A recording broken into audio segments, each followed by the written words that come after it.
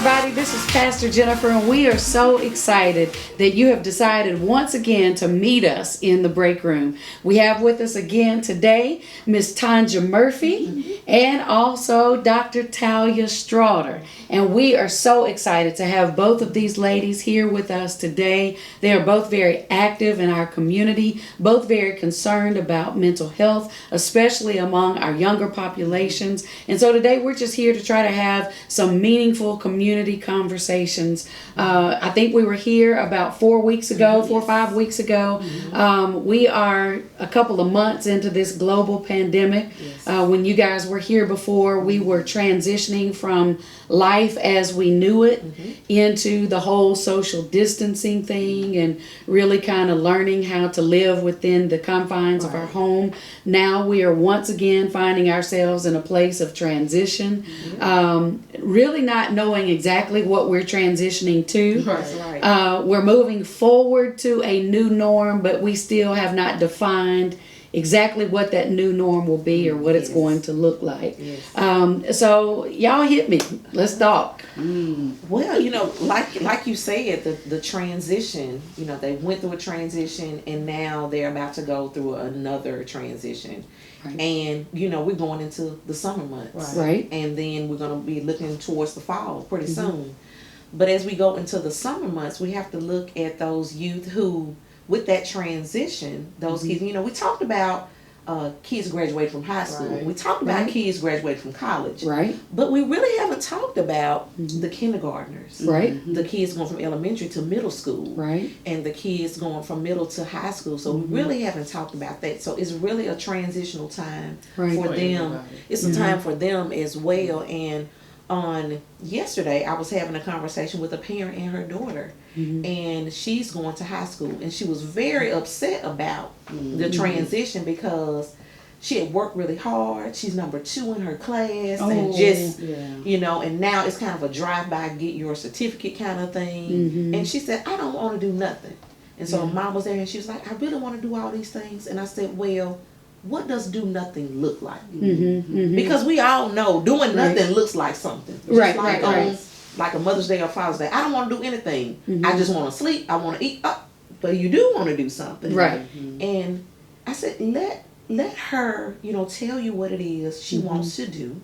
And you ask her for her permission in what that do nothing looks like. And honor that. And honor that. And really, really honor that. So I think one of the things too that we have to realize is that everybody is grieving. Whether we want to admit it or not, we are grieving the loss of what was. We are grieving the unknowns of what will be. And then so many major milestones were right here upon us, and people have had to move on without the proper sense of closure for some things. And so for some children saying, I don't want to do anything, that's a form of grief, I think. It is. And if they don't want to do anything, what does doing nothing look like? And I think parents really need to, you know, have those conversations with their children and hear them and honor what they say and hear them. Not just, I'm asking you so you can tell me. I'm asking you because I want to hear what you're saying and I want to be able to respond in a way that honors what you want to do. Respond and respect what they're saying, because I think children are in tune. I have one that graduated last Saturday from Jackson State. And it's like, we just rolled and and not to take anything away from the school, because I think they did as much as they could, but her thing was, I don't want to do anything now. And so I think you have to respect it.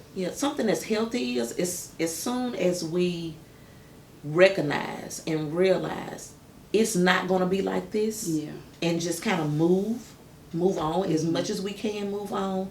I think that's the beginning of how we can, in a healthy way, cope with what's going on. Because if we continue to be stuck in, I didn't walk across the stage, and I didn't get to do this, and I didn't get to have family and friends there. If we sit in that will fester and turn into something else, and you can't even enjoy the success of what happened. So we have to figure out a way to say, okay, you know what? Hey, it's not going to be like this. How can I, in a healthy way, move? The acknowledgement of it, like you said, is good, because if the flip side is if we don't pretend like it didn't happen and I don't feel this way.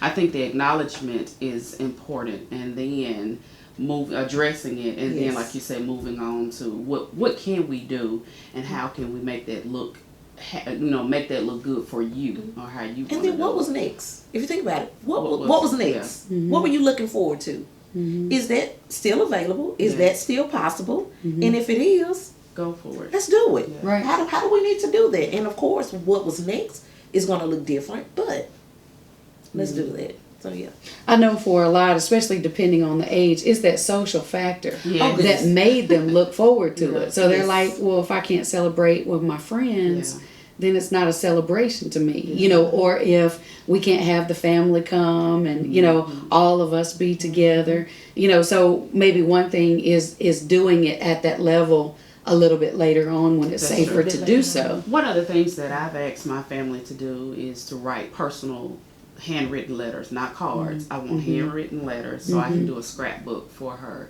That's something that she can carry from now until you know, whenever. And at some point maybe we will have a family gathering where everybody can celebrate, but you know, it'll be down the line. But like you said, find something where you can pull some memories from that. and then if there are youth in your life that have experienced these different milestones and were not able to celebrate, whatever they decide to do, support that. Support that. Yeah. The family around them. Like I have been to so many drive-by birthday parties. Yes.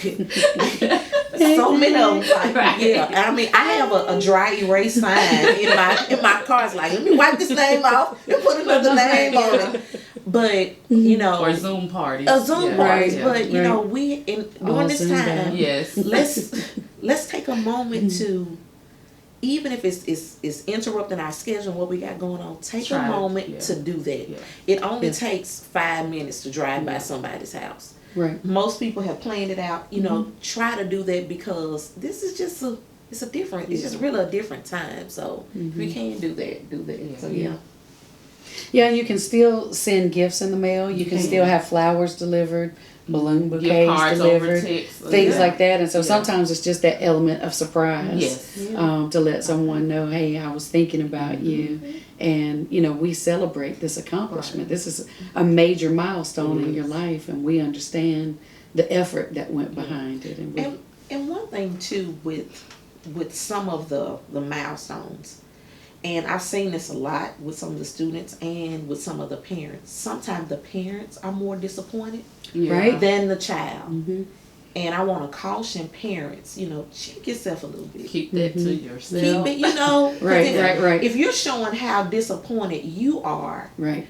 what you have going on and are displaying is overshadowing Yeah.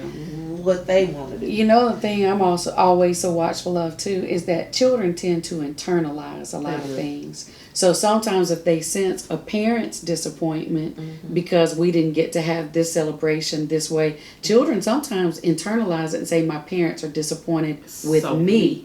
As if they were the ones who were not able to provide that sense of celebration and all of that. Like they failed somehow because they graduated the year of a global pandemic. You know, when I think we need to let this class of 2020 know they are the most awesome class we have seen, you know, because they are moving right on ahead in spite of, you know, everything that's going on. So, yeah, absolutely. So I think it's important. And then, you know, with parents, in dealing with your children and figuring out what things are going to look like, I think the parents need to make sure that they have some safe spaces to share into with other parents outside of the children. You know what's going on. If you're frustrated, if you're angry, if you're upset or whatever, you need to have a space so you can do that. So when you are having the conversations with your child, it won't come across as you're angry, you're upset, and all of that.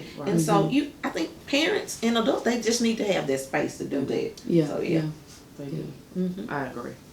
Absolutely. And journaling is one of those good ways to get words out of you or emotions to help you detox whatever it is you feel like you have going on. I journal when I can't have those hard conversations right then. So let me get my initial words out, and then I can go and have a conversation somewhere down the line. So Dr. Slaughter, that's interesting that you said that, because for us and for some children, but what would you say for maybe smaller children, maybe those transitioning from kindergarten to first grade, and they didn't get that closure that a lot of times we like to provide for younger ones? What are some other therapeutic ways for children to express when we know they're overwhelmed with a particular thing? What are some things we can do to help them express that, especially if they're not real good expressing it verbally? Drawing helps. I've used that with some of my clients before, where you allow them to draw out what they are feeling and then just talk about those feelings. One of the games, Uno, we would attach feelings to the different colors, and I would play. Now I'm an Uno queen, so you're gonna have to come with it. Right. But, we would play Uno. Do you stack draw fours? No, I hate stacking. Okay, all right. I am original Uno, the original Uno player. Never but kids. They got a whole game now. Now, just for clarity purposes, if that's the way they want to play, I will go along with it, and I'm still gonna win.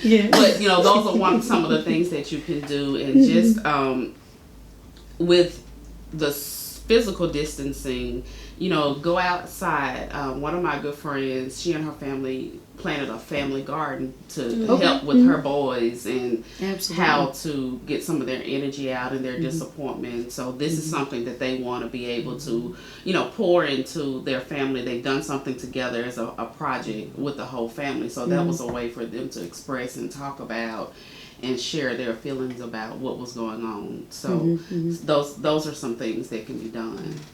I think that's in a family situation. Absolutely, very helpful. Yeah. And then you're getting food out of the garden as well. Right. Eating healthy. Not worried about all the shortages on the shelf. Exactly. That we kind of seem to be going in and out of. Yeah. One of the things too, and I want to go back to just transition for just a second. A lot of the students who are transitioning out of high school, everybody's not going to college. That's true. Right, absolutely. Some of them are going into the work world, and I think this is a good time to teach patience, because things are taking a little bit longer now. And so those are the conversations you can start having with kids about, okay, like, look, you just graduated. It might be a job training program. It might be somewhere that you were looking to go work. And you thought you had it all planned out, but things are different now. This is a good time to start thinking about or teaching patience and showing them how they need to be patient during this time. Absolutely. So, I was watching a virtual college graduation, and one of the deans said is, we undergird you with our prayers and support, because in essence we have prepared you for a world that as of right now no longer exists. It is not. That's true. And that's a scary thought, and so this could be setting them up for the job of a lifetime, or it could be setting them up, for longer than usual times of waiting to find the right employment, But so as a parent, and when I think about with my oldest, that's a college graduate, I wanted her to go straight to graduate school or either find a job or something. But I've had to, like you say, process my own feelings and say, hey, you got to check yourself and have a little grace, because things are totally different. And I like what that dean said. We prepared you for one world, but we got to shake up, and there's something totally different. So having that grace and mercy with those children. And I think that's where the spiritual foundation comes in too, because we can look at things from a natural perspective and do the things we know to do as far as giving them that academic foundation, those kinds of things. But I think moments like this are where that spiritual foundation comes into being, that no matter what, we know God has a future for us, and that in spite of how everything around us looks, that future is good. That no matter what's going on, He knows how to bring us to an expected end. It might not be the one we expected, but it's the one He had planned for us from the foundation of the world. So though it takes us by surprise, it doesn't take Him by surprise. And that's kind of what gives me hope and stability in a time like we're in right now, because there's a lot of things. There's no way we could have known this was coming. But it's here. And we're here. You know, we have made it already through some things we thought we couldn't make it through. And every day we make it a step further. And we're learning more about each other. We're learning more about ourselves. We're learning more about God. Yeah. We're learning more about where we can safely put our trust. You know, but I think that a time like we're in right now definitely re-emphasizes the importance of our spiritual foundation. And what's important too is this is a good time for youth who they either didn't have a relationship or their relationship may have been struggling with Christ. This is a good time to reintroduce them to that. Right. This is a good time to show them that, you know, he didn't change, the world is changing, Right. but he didn't change. Yeah. This is a good time to pull them back to what that foundation is, because some kids, you know, when they get to middle school, late middle school, high school, you know, relationship changes. Absolutely. It does. It does. That's statistics. It does change. But now is a good time to say, you know what? Remember when? What was it like for you when you were hearing those verses and you were having those conversations with your youth pastor and you were having those conversations with family members about their relationship? Yeah. You can have that same relationship. And even though all these things are changing, he didn't change. Nope. So how can you rekindle that relationship? And now is a really good time to do that. So, And going back to some of those things we're taught early in childhood, Yes. the Lord is my shepherd. You know, if nothing else is comforting, is that we don't have to go through this by ourselves. That everything that we face, he shepherds us through it. He goes before us. He clears out what needs to be cleared out. He orders our steps. He guides us. He protects us. He provides for us. That's, to me, that's more comforting than anything. That's good. And then it's a good opportunity to ask them, you know, what was that verse that you listened to as a child, or that verse that you remembered?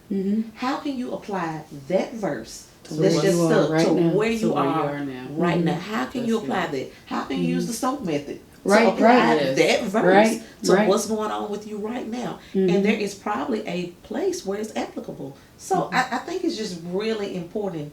We have to be intentional. Yes, We absolutely. have to be really intentional with our youth right now, because the enemy can slide right in right now. And whisper. Yes.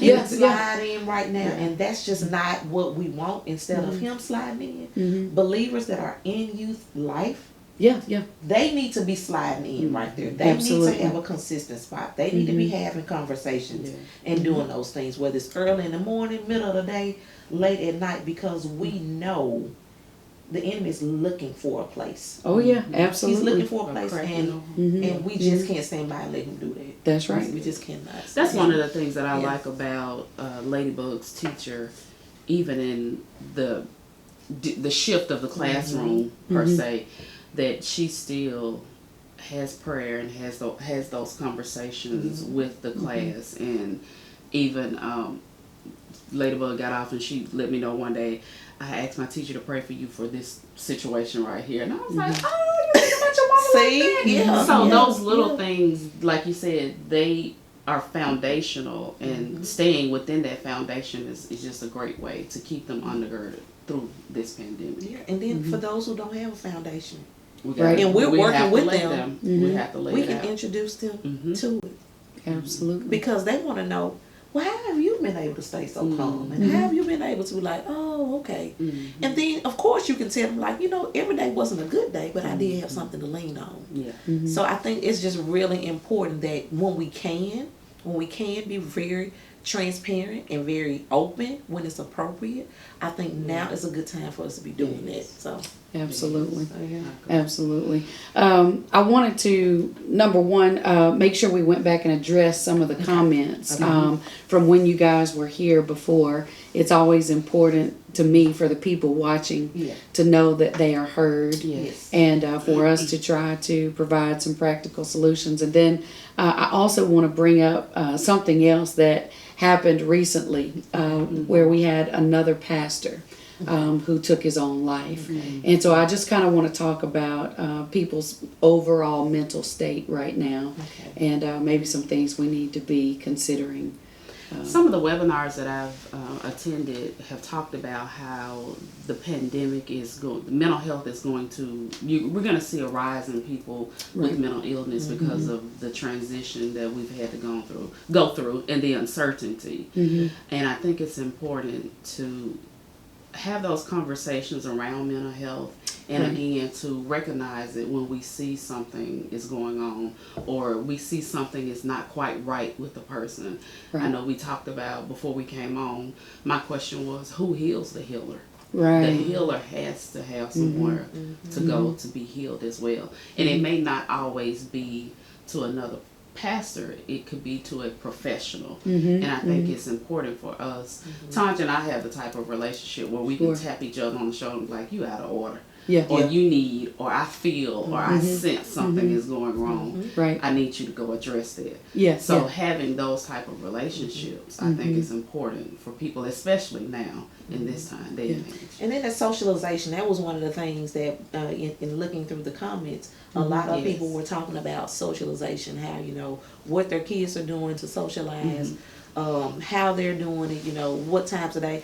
Socialization is still very important. It's very important. But, you know, we have to make sure that we're not socializing 24 hours a day. We need to have some space for ourselves to where we unplug and kind of debrief with ourselves and rest and eat. And I think one of the things that you said just a moment ago was very key about unplugging, because some people need socialization.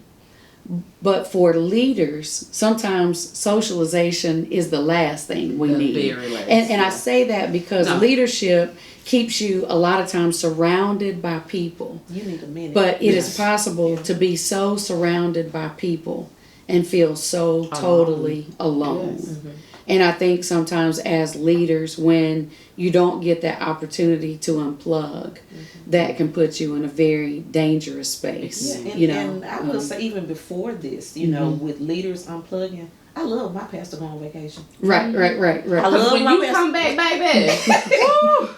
But I think it's really, you know, with so much going on now, it's so important that, you know, pastors and leaders unplug so they can hear from God on what they need to do for the people that they're shepherding. But it's self-care. In my world, we call it self-care. And even as a therapist, it's incumbent upon me. We have a whole ethical code that talks about self-care. So I think that's important for leaders as well to take care of yourself, because one of my sayings is you can't pour from an empty cup. So if you are constantly pouring out every week pouring and pouring, and if you don't pour back into it, at some point it's going to be like just spurts coming or dry dirt coming up out of the soil. So it's just like a bank account. You know, if you are constantly making withdrawals, but you're not making a deposit, you're going to come up bankrupt. Exactly. And so a lot of times we are emotionally bankrupt if you've got those days back to back to back where everybody is taken out, but nobody's putting in. Back in. That Learning can be how to say detrimental. no and taking care of yourself, I think, is very important for a leader. I do. One of the other things was someone mentioned about young men, because I think the last time we talked about young ladies, you know, heavily a lot, because we work with more young ladies than we do young men, but we do work with young men, and that, you know, with young men, how they process and how they deal is different. So it's going to be really important that young men have other men, strong men in their lives, so they can have those conversations with, especially, you know, we have single moms who, you know, they are very strong women. No one's taking that away from them. But there are some things that a man can speak to a young man about that a woman cannot speak to them about. So we need to make sure that during these times, you who is that person? Who is that mentor? If it was a teacher at your child's school that, you know, your child was able to go and talk to that teacher when they had an issue, how do you get in touch with that teacher, you know, just so they can have a conversation or have a healthy mentor-mentee relationship. You know, so we have to make sure on that. So our young men, they need it as well. They do. So with adults, if you know of a young man that you have seen at church, seen at school, in your community, don't wait till they call you. You go ahead and reach out to them. Right, because a lot of times too, I don't think people intend to do it, But I think without even realizing it, society kind of encourages young men to be less verbal than we do young ladies. We do. You know, a lot of times young men are almost made to feel bad if they are expressive with their feelings. And one of two things is going to happen. Either you're going to implode or you're going to explode. Yeah. And I think sometimes that's what we're seeing on the streets are people who have had to endure tragedies and traumas and never spoke about what they were feeling and dealing with, and then gets to the place life gets to the best of you and you just it's out of control. And for a young man, a young man or teen who is emotionally unhealthy grows up to be an emotionally unhealthy man who is an emotionally unhealthy husband. And we just do that, and they have emotionally unhealthy children, and it keeps going and going and going. We can do something about that now. Absolutely. So it will not keep going. So Absolutely. I agree. So what were some of the questions and responses or things we needed to respond to that people asked about last time? One was the socialization. A lot of comments about that, and speaking specifically to young men. And then also, when we talked about essential workers, we just talked about the adult essential workers, but we have teens that are still working. Absolutely. I had food today, and everybody I saw, I know, was under 21. Yeah. And so they were out working, and so they're in a place where, if it's a food service industry, people, that's one thing we have not stopped doing, is eating. That's right. And we got that COVID-19, not the name of the disease, but just like that freshman 15. You're right. We got that COVID-19. I do. So we have to help our teens and youth process. They're still going to work every day. They're around all these people. And then you might have a teen that's an essential employee who is the child of a parent that's an essential employee. What does that conversation look like at home? Right. Is everybody stripping off at the door coming out? So we have to make sure that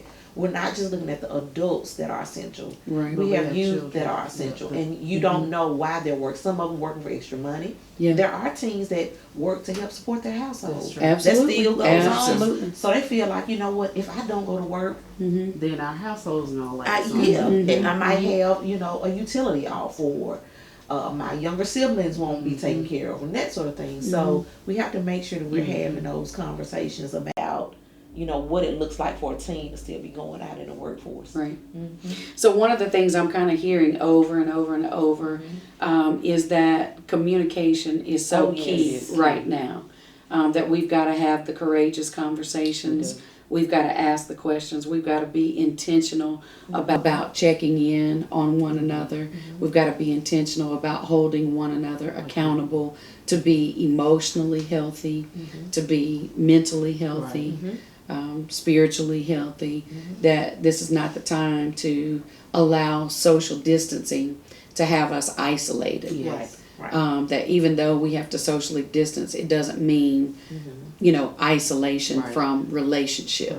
It doesn't mean not checking on one another and those kinds of things. It is okay with adults, if they're having those conversations with you, it is okay to say, I don't know, but can we figure this out together? Can we figure this out? Can we do this together? And I really see now that a lot of parents and kids are going to be so knitted together because of this and because of conversations that they couldn't avoid, that they needed to have, that now they can enjoy having because of this. So we have to look at it's some good stuff gonna come out of this.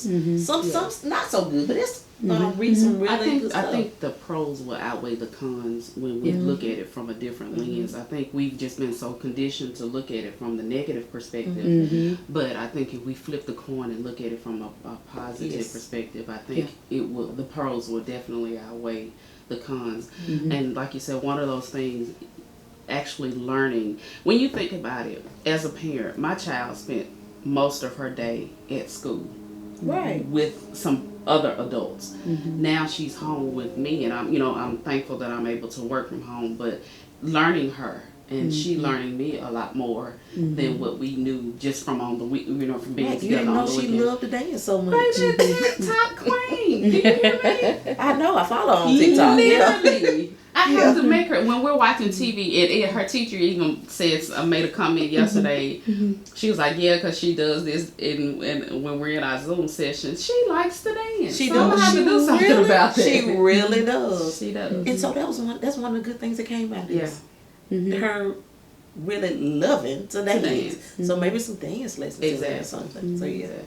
I think it's great too that children are being reminded they're safe places at home. Oh yeah. And we know every home is not a safe place, but prayerfully for the majority, they're remembering home is my safe place. With my family is my safe place. And certainly we're going to pray for those who that is not the case.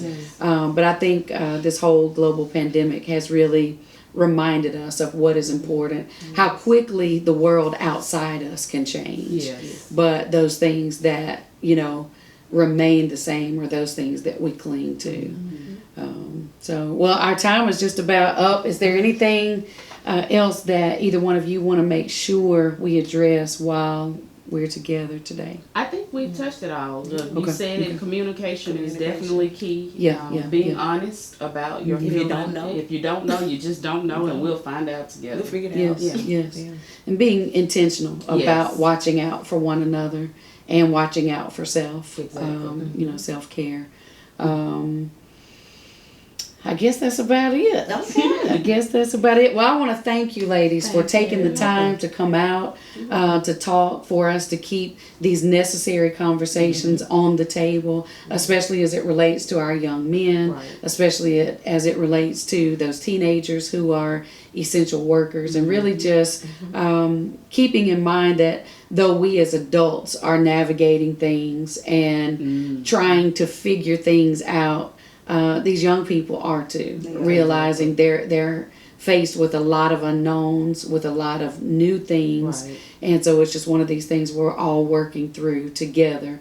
But it's important to acknowledge we're not going through this alone, that our families are going through this with us, and everybody's navigating a new norm. So we got to be patient with one another and show much grace and mercy, just as the Lord has shown much grace and much mercy towards us, and thankfully so. Well, we're going to go ahead and shut it down for today. I think this has been a great discussion, ladies, and I believe that some things that have been shared today will definitely help people as we transition into this next phase after we're coming out of safer at home and shelter in place, and we're entering into that next phase. And so as we get ready to go, let's just have a word of prayer before we go.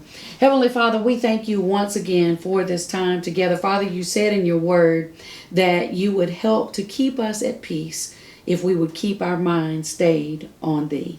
And Father, today as we discuss this new norm, as we discuss this time and place of transition, we thank you that even in the midst of chaos, even in the midst of navigating new norms, you're able to give us the peace that surpasses our natural understanding. And Father, I pray that your peace would guard every heart and every mind, that you would continue to order our steps. And we thank you that though the weapons have been formed, they have not been able to prosper. We thank you that something great is coming on the other side of this. We thank you that you are the God who takes what seems to be working against us and causes it to work for us. And so we declare our trust in you once again, and we ask that you order our steps, continue to be provider, continue to be whatever we need you to be in the moment we need you to be it. And we thank you that you are that. We give you the praise, the glory, and the honor in Jesus' name. Amen. Amen. Well, I pray that you've enjoyed watching today, and we'll see you next week, same time, same channel. Until then, may God's absolute best be yours.